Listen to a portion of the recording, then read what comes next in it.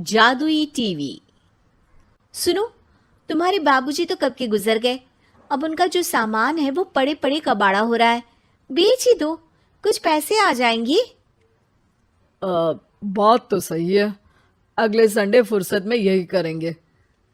अगले संडे रोहित सारा सामान कबाड़ी को घर बुला के दे देता है। तभी उसकी नजर बाबूजी की पुरानी टीवी पर जाती है, जो इतने सालों तक कूड़े में पड़ी थी, फिर भी चमचमा रही थी। टीवी तो देखो, जैसे एकदम नई हो। हाँ, बाबूजी को टीवी देखना बहुत पसंद था। उनका सपना था कि वो टीवी पे आए।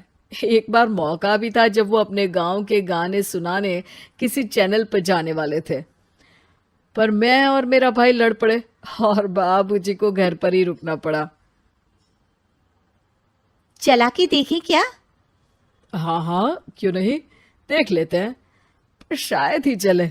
बाबूजी ने उस लड़ाई के दिन के बाद टीवी देखना ही छोड़ दिया था। टीवी चालू करने के लिए उसमें केबल वायर लगा दिया जाता है। एक न्यूज चैनल चालू हो जाती है।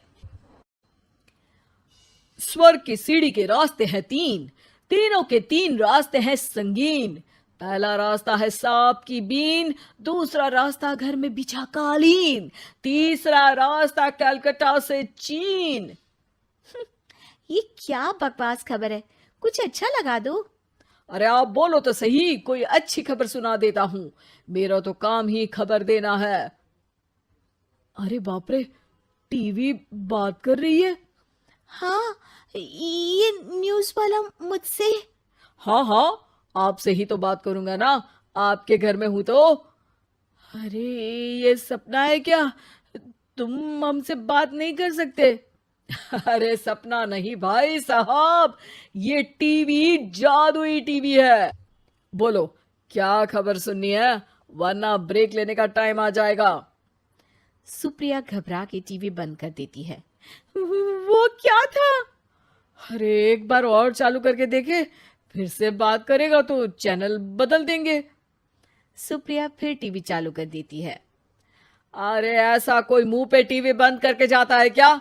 मुझे बुरा लगा आपका नेचर। चाय पानी तो पूछो। सुप्रिया टीवी के बटन से चैनल बदल देती है। अब टीवी पर एक फिल्म चल रही है। अरे ये तो सूर्यवंशम है ना?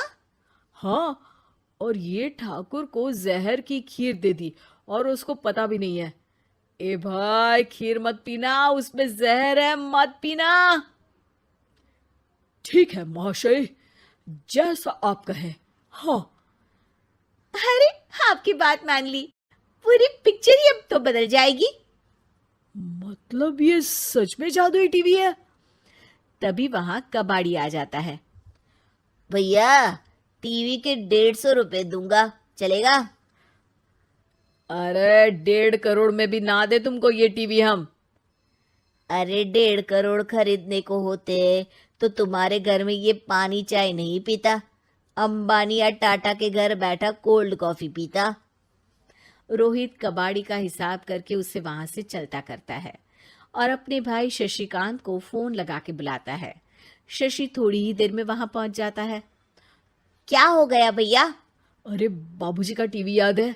हाँ हाँ, जिसमें घुसे रहते थे हमेशा वो, और अपने को कुछ नहीं देखने देते थे। अरे वो अब जादुई टीवी बन गया है। भैया, आपकी बकवास करने की आदत अब तक नहीं गई। अरे आपके घर में बच्चे हैं, अब तो बड़ों जैसी बात करो। रोहित जाके टीवी चालू कर देता है। टीवी पर एक जादू का शो हो रहा है जिसमें एक जादूगर है। अब मैं अपनी टोपी में से कबूतर निकालूंगा। श्रिंग ब्रिंग शरिंग बम फोपा फुफी फुफा बाउ। टीवी से कबूतर निकलता है और शशिकांत के सर पर आकर बैठ जाता है। भैया, ये क्या हो रहा है? भैया इसे उड़ाओ। ए कबूतर, जा जा, कबूतर चल निकल। अब मैं टोपी में से सांप। सांप सुनते ही शशिकांत कांप जाता है और भाग के टीवी बंद कर देता है। भैया, सॉरी भैया, मैं समझ गया ये सच में जादुई टीवी है, पर एक बार और ट्राई करते हैं। पर भाभी, कोई दूसरा चैनल लगाओ। हाँ, जिसमें डर ना लगे। सुप्रिया टीवी चला देती है और न्यूज लगा देती है। अरे कितने दिनों बाद मुझे याद आया, बताइए क्या खबर सुनाओ। और ये नया आदमी कौन है? ये मेरा भाई है शशिकांत। ओह यस, वही है ना जिससे तुम लड़ लिए थे किसी बात पे, और तुम्हारे बुढ़ाओ पिताजी गुस्सा हो गए थे और टीवी को संन्यास दे दिया था। हैं? तुमको कैसे पता ये सब? इस टीवी में रहने वाले आदमी से लेकर कबूतर तक को तुम्हारे बाबूजी और तुम्हारी बातें पता है, इसलिए तो ये जादुई टीवी है। ये टीवी क्या कर सकती है वैसे? तुम जो मांगो दे सकती है। कहानी बदल सकते हो, खबर बदल सकते हो, कोई चीज मांग सकते हो। अरे भैया, ये टीवी मैं लेके जा रहा हूँ। बाबूजी का लाडला तो मैं ही था ना। अरे ऐसे कैसे? मैं बड़ा बेटा था, अब तक मेरे घर में टीवी थी ना। अब तक कहाँ गए थे पिताजी के लाडले? तुम्हारी गलती का एहसास भी है। अरे भैया, ज्यादा ना बोलो वरना भूल गए आपके दांत तोड़ दिए थे मैंने उस लड़ाई में। मेरी बीवी के सामने मेरी बेइज्जती करता है। रुक। दोनों भाई हाथापाई पे उतर जाते हैं। रुक, बताता हूं तुझे कि कौन बड़ा है। अरे छोटे का दम तो देख लीजिए आप। ये खबर आपके बाबूजी को देता हूं। तभी टीवी अचानक बंद हो जाता है। अरे शायद टीवी नाराज हो गया। और लड़ लो, आए बड़े खली बनने। टीवी से एक तेज रोशनी निकलती है और टीवी में बाबूजी दिखाई देते हैं। बाबूजी आप? इतना चकरा क्यों रहा है? अपने बाप को नहीं पहचानता क्या? ये तो ऐसा ही है बाबूजी। प्रणाम बाबूजी। अरे चुप कर, तुम दोनों ही उल्टे हो।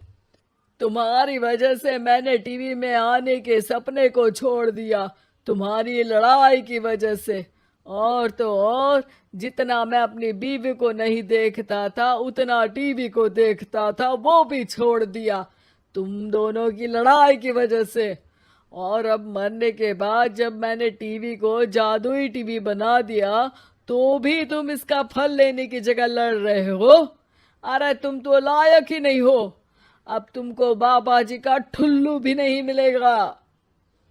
बाबूजी चले जाते हैं। टीवी बंद हो जाता है।